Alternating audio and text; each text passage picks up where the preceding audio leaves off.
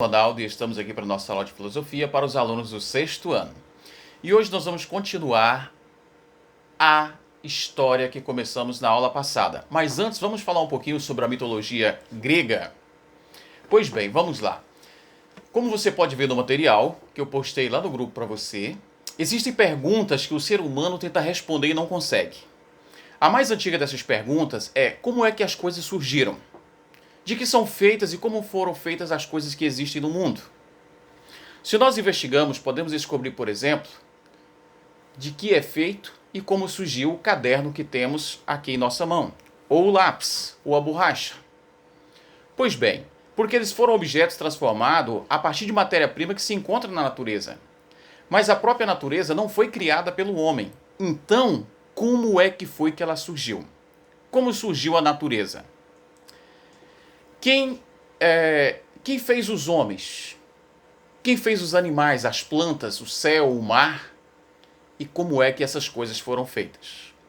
Tentando responder essas perguntas, ao longo da história, as pessoas passaram a desenvolver uma série de teorias baseadas na crença e na experiência em seres sobrenaturais. A ideia de que algum ser dono de uma inteligência superior havia criado o mundo, essa ideia ela parece natural, porque se nós, com a nossa inteligência, podemos criar coisas, então nós acreditamos que um ser superior e inteligente criou a nós e as outras coisas. Mas será que é isso? Será que é isso mesmo? E como esse ser se originou? Onde ele se encontra? Por que e de que forma ele fez o mundo? Foi tentando responder essas perguntas que surgiram os chamados mitos da criação, que é o que nós vamos ver ao final dessa história hoje. Eu prometi para vocês. Muitos povos formularam explicações sobre a origem do mundo, alguns povos se referiam a deuses como seres criadores do mundo, outros tentaram e procuraram entender que não houve um momento da criação, porque o universo sempre existiu. E ainda aqueles povos que desenvolveram a crença de que existe um Deus e ele é o próprio universo.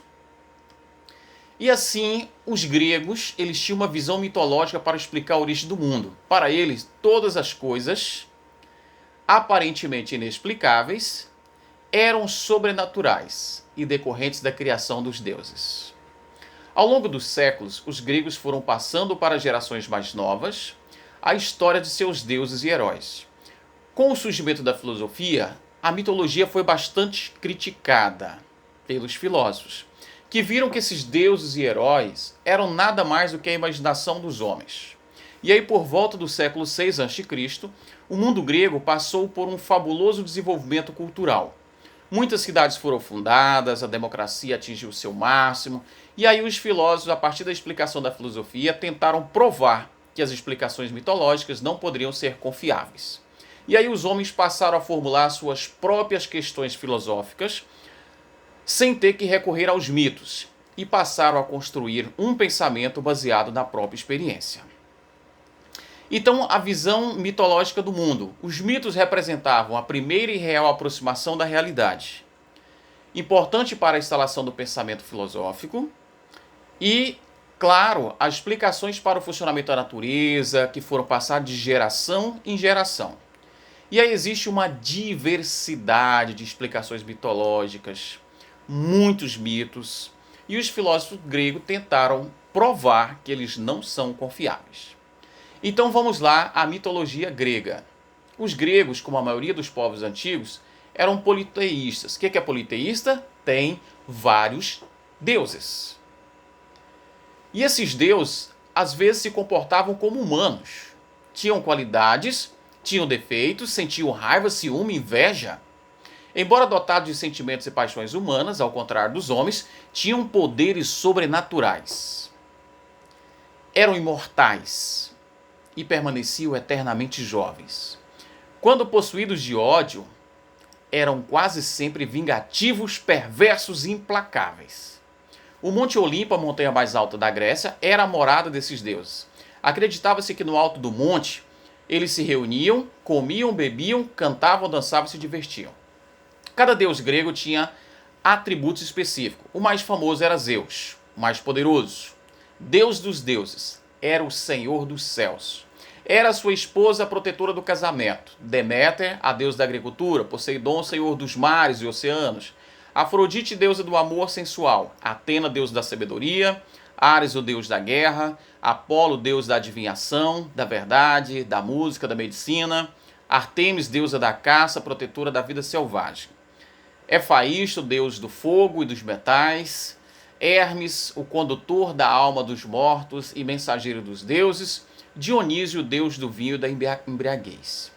Além dos deuses gregos, acreditava-se que nas origens de sua história viveram pessoas nascidas da união de um deus com um mortal, os semideuses, ou também chamado de heróis.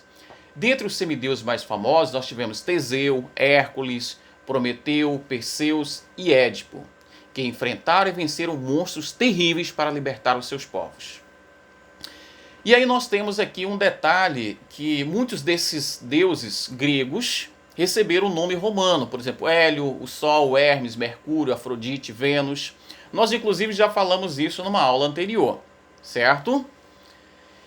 Pois bem, agora eu quero terminar aquela história com você, tá certo? Então vamos à nossa história. É sobre a mitologia de como tudo surgiu na Grécia. Nós vimos que um deus estava entediado, então, e aí ele fez outros deuses até que chegou a deusa Gaia, que havia unido-se a Urano, e tiveram vários filhos, e esses filhos eram os titãs, e aí decidiram não ter mais filhos, e então aconteceu que tiveram filhos. Só que nasceram monstros, que eram os hecatônquiros e os ciclopes. E aí, Uranus não ficou contente com esses filhos e fez o quê? Prendeu esses filhos no submundo. E o submundo fica onde? No interior de Gaia, a Terra. E por causa desses filhos presos no seu interior, Gaia começou a ter dores. As dores poderiam ser por causa de que ela estava com os seus filhos lá no seu interior e eles estavam revoltados. Ou por causa de ter perdido os filhos, a tristeza de ver os filhos aprisionados. Eram monstros, mas eram filhos. E então, ela pede ajuda a Nix, que era uma deusa que nós já falamos, e ela juntou o mineral mais resistente que ela encontrou nela mesma. Ela era a Terra, o planeta. E então ela encontrou o adamantio, que significa material muito resistente. Você já ouviu falar em adamantio? Pois é, isso mesmo, aquele do Wolverine. E com esse material, ela fez uma foice. Olha só, qual que era o plano? Na ausência de Urano, ela reuniu todos os filhos e disse que um deles teria que pegar essa foice e castrar Uranus, o pai. Como ele era imortal, não dava para matar ele, mas ela queria se vingar, ao menos castrando ele. Não podia ser ela, porque ela tinha que distrair o marido, senão ele ia perceber a emboscada. Quando os filhos, que eram também filhos de Uranus, ouviram o plano, ficaram chocados. Ninguém deles concordou, todos pularam fora, exceto um deles, o mais novo e também mais rebelde, chamado Cronos. Então ela explicou para Cronos melhor os detalhes do plano. Ele ficaria escondido com a foice e no momento que Uranus viesse deitar-se com Gaia, ao fazer sexo com ela, estaria distraído e Cronos se aproveitaria e pegaria a foice e castraria o próprio pai. Uranus então chegou, estava sobre Gaia e Cronos saiu do esconderijo e executou o seu plano cruel. Castrou o próprio pai. Uranus era o rei dos titãs. Agora castrado, se sentiu derrotado e fugiu para o mundo inferior. Agora Cronos se torna o rei dos titãs. E na ausência do seu pai, e afinal ele era o mais corajoso, era ele que ia ser o rei. Então, Gaia, esperando que Cronos libertasse os hecatônquiros e cíclopes, mas isso não aconteceu. Se decepcionou com Cronos, que negou a libertar os monstros, e continuou deixando eles presos, e deu as costas para Gaia. Então Gaia percebeu que ele a ajudou somente para usurpar o trono do pai. Decepcionada, ela lançou uma maldição no próprio filho canastrão. Ele seria destronado por um dos seus filhos, assim como fez com o próprio pai. Cronos nem se importou. Beijinho no ombro. E começa então o reinado de Cronos. Agora mais forte e mais poderoso dos titãs, escolheu Rhea, uma de suas irmãs, a deusa da maternidade, para ser sua esposa e rainha. No entanto, agora ele ficou esperto e decidiu não brincar com a maldição e a profecia de Gaia. E resolveu não ter filhos. Já imaginou? Ele resolveu não ter filhos. Mas os seus irmãos tiveram muitos filhos. Prometeus teve, por exemplo, filho de Japeto, criou o homem, daí surgiu a primeira geração da humanidade. E se passou muito e muito tempo. Rhea estava infeliz, afinal ela era a deusa da maternidade, casada com um cara que não queria ter filhos. Então, propositalmente ficou grávida de Cronos. Cronos não queria correr o risco. Ele não havia se esquecido da profecia. Então o que ele fez? Cada filho que nascia, ele devorava. Devorava um a um, afinal ele era um gigante. E aí, olha só. Foi indo assim. Primeiro foi Este, a deusa do lar. Ele devorou. Hades, ele devorou. Deméter, a deusa da agricultura, ele devorou. Poseidon, ele também devorou. Hera, a deusa do casamento, ele também devorou. Mas teve mais um filho. E Rhea não estava satisfeita com aquilo. Olha a mulher de novo armando o negócio. Rhea, vendo seus filhos devorados. Então, quando nasceu a sexta criança, o mais novo, ela entregou para Cronos devorar uma pedra enrolada no lençol, que era da criança, e ele devorou, nem se percebeu. Enquanto isso, ela mandou a criança para as cavernas, onde foi cuidado pela sua avó, a deusa Gaia, e as ninfas deusas jovens. Foi mantido em segredo por muito tempo na ilha. Treinou, se preparou, estava forte e vigoroso agora, músculo parecendo uma Kombi. Sua missão, libertar os irmãos e fazer cumprir a profecia de Gaia. O nome desse menino era o quê? Isso mesmo que você está pensando, era Zeus. E aí, começam os preparativos para a grande guerra. Mas lá um certo dia apareceu uma mulher desconhecida no esconderijo de Zeus, que o deixou preocupado. Me descobriram, agora estou ferrado. Era a deusa Metis, deusa da saúde e da prudência, filha do titã Oceano e da titã Tétis. E aí ela explicou que nem todos os titãs são a favor de Cronos. Além dos pais delas, a deusa Têmis, que era a deusa da justiça, também não concordava com Cronos. Não é possível que a justiça ia concordar com Cronos. Mas não suportava Cronos, a deusa Metis. Ela estava disposta a fazer qualquer coisa para tirar ele do poder. E foi aí que Rhea contou para ela o seu plano. E que ela tinha um filho Zeus. E foi assim que ela chegou até Zeus. E agora ela queria saber qual era o plano de Zeus para ajudá-lo. Zeus não tinha muito bem um plano. E Metis se torna a conselheira de Zeus e começa a organizar um plano com ele. Se apaixonaram e começaram a bolar um plano para colocar em prática. Primeira coisa, Zeus precisava de aliados. Então, os seus irmãos estavam presos. Não dava para chegar sozinho e encarar Cronos. Então ele foi atrás de quem odiava Cronos, que eram os titãs e os hecatônqueros. Mas eles estavam presos no submundo de Gaia. Então ele deu um jeito, foi lá e libertou. Pediu apoio para eles. Eles se uniram. E os cíclopes fizeram uma surpresa. Eles tinham preparado, eles eram muito inteligentes, muito geniais. Eles tinham preparado uma arma para se libertar. E então deram essa arma para Zeus. Essa arma era o raio, o poder do raio. E Zeus pediu mais 2 itens. Você vai saber quais são esses itens daqui a pouco. E aí Zeus foi para a segunda parte do seu plano. Ele foi até Cronos e se ofereceu para ser o escravo. E então ele era o escravo de Cronos. Ele só queria conhecer a realidade de seu inimigo, afinal Cronos não conhecia aquele filho, ele nem sabia que ele existia porque ele engoliu uma pedra. E ele pensou que tinha engolido aquela criança. E então ele pediu a Metis para fazer uma porção especial. E então, lá certo dia, Cronos avisou para ele que ia ter um campeonato de bebidas. Crono bebeu todas. Quando ele bebeu todas, detalhe, ele pega a porção que estava com ele e coloca essa porção que Metis fez na bebida de Cronos. E Cronos começa a vomitar. Vomita os seus 5 irmãos, inclusive a pedra.